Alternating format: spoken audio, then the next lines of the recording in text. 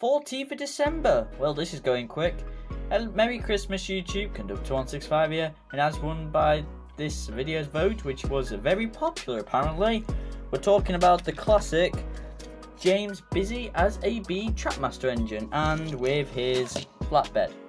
So first off, 4 different Tomy or different variations were made, or different production companies.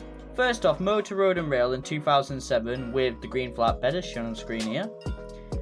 There was the hit Trackmaster James 2007, still with the green flatbed and with 3 half straight tracks in the blue form.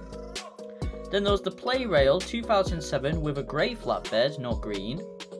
And then there's the Tomy 2008 version, which is when it was released in Europe, and it came with the green bed and some next level track. Now this had 4 different boxes as far as I know, maybe 5, because I found 2 for hit. I didn't find one for another company, but they're all shown on screen now. Now I will not be talking about this engine, no, not this James, the modern version of Busy Bee James, because I don't have him, but he's on screen now and you can see how he's similar and different than this engine at the same time. Personally, I always prefer the older ones, they just stand out more to me.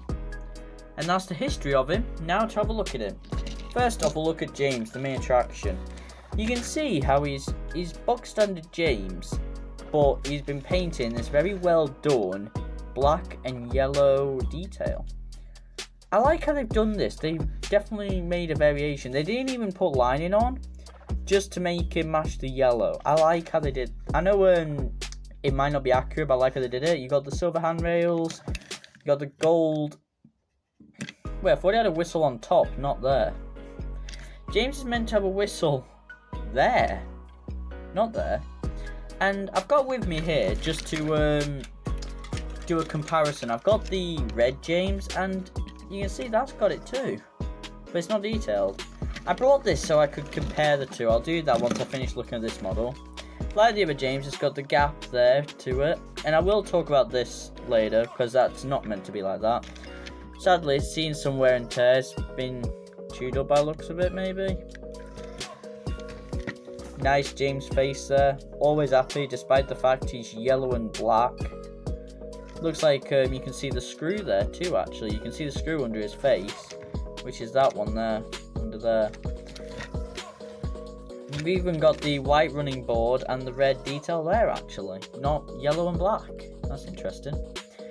But yeah, it's very rare you see, and yes, he's missing a connecting rod. I will replace that when I get to it, but this engine has been in my collection for 13 years, around the time. And he's seen a lot of wear and tear. I will get parts to fix him, which I will keep you updated on social media platforms. But yeah, he's missing connecting rods. His traction tyres have seen much better days. However, for the purpose of this video, he didn't run, so I fixed him. Here you go.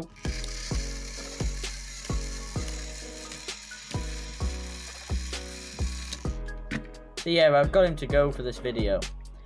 He's got the gold dome, box standard funnel. And as we look at the tender, you can see that straight away the 5 is a sticker. Straight away you can see that. It's actually in the light, it's a bit wrinkled. But yeah, you can see it's box standard. The funny thing is, this coal load, 1, it's grey, and 2, it's not held in by a screw. It just pops open, revealing where you can fit a C battery in there. I just realised I should have covered that. I'll just do that. But yeah, it doesn't take a screw to open it. It's just clip, which is different to all the others. You got black buffers and the red buffer beam and the box standard connecting rod, and same on this side. And if we look on top, again dirt because it's been just put away for a while. And yeah, it's just Busy Bee James, not much else to say about it. If we look underneath though, that's just black, box standard, 3 rolling wheels. Now, the issue with this model was the wires of it had come undone in the motor and in the tender. So I spent a while yesterday fitting in 2 brown wires from one to the other, And this we used to replace a while back. It's the same as the white variation, just it's black. It does the job, so can't complain really. And if we look under James, I already read this. Underneath it says 2003 there, Thomas, or 2002, sorry, 2002. And then up here, on the same plastic piece, it says 1994, Tomy. So it seems like this is the Tomy variation from 2008 though, which is interesting. Now before I move on to the flatbed, I'll compare it to this James. This James was more modern than this one. And apart from the fact that one's red, one's yellow, quite a shocking thing is the colour that I mentioned earlier. One is grey, they both have the white in the same area, I didn't intend for that. But yeah, one's grey, one's black, and one has a screw, the other does not.